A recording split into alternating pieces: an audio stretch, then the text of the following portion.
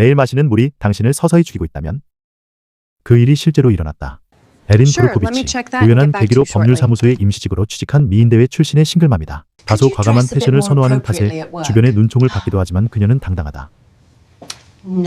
어느 날 그녀는 서류 정리 중 한 자료를 보고 이상한 점을 발견한다. 힌클리라는 마을의 부동산 거래 서류 중 주민들의 건강 기록이 첨부돼 있었던 것, 그리고 미국 대기업 피사와 힌클리 주민들 사이에 이상한 연결고리가 있다는 것. 에린은 홀로 조사를 시작했고 곧바로 퍼즐처럼 놀라운 패턴을 발견했다. 마을 규모에 비해 너무나 높은 비율로 암, 피부병, 유산 등의 문제가 어른아이 할 것 없이 대부분 모든 주민들에게 일어나고 있었기 때문이다. 더 충격이었던 건 주민들이 수십 년 동안 이에 대해 그저 유전이거나 운이 나빴다 정도로 여겼던 것이다. 게다가 피사가 이들의 병원비 지원, 비싼 가격의 주택 매입 등 과도한 친절을 베풀었다는 점을 발견했다. 특히 이상했던 건 매매 계약서에는 건강 문제에 대한 피사의 책임을 묻지 않는다는 면책성 문구였다. 에린은 더 이상 이를 외면할 수 없었고 끈질긴 조사 끝에 피사의 공장이 수십 년간 1급 발암물질로 마을 지하수를 오염시켰으며 이를 지속적으로 은폐해왔다는 충격적인 사실을 밝혀낸다. 이에 에린은 마을 사람들 편에 서서 소송을 진행하려 하지만 마을 사람들은 법률 지식도 없고 대학도 안 나온 낯선 외부인에 대해 경계를 했고 오히려 피사를 옹호했다.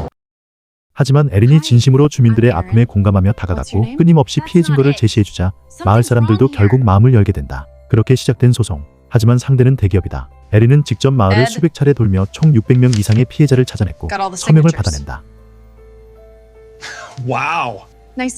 이렇게 사건의 규모가 점점 커지자 환경소송 전문인 대형 로펌까지 합류해 함께 싸우게 된다. 처음엔 죄를 인정하지 않던 피사는 쌓여가는 증거와 내부 문서 유출 등으로 인해 결국 합의를 제안하게 되었다. 몸이 아픈 주민들을 데리고 수년간 소송전을 펼치기보단 합의를 통해 충분한 보상을 받는 것이 나았기에 주민들에게 3억 3,300만 달러라는 거액의 보상을 지급하는 것으로 최종 합의되었다. 이는 당시 미국 역사에서 환경소송 사상 최대 규모의 금액이었다.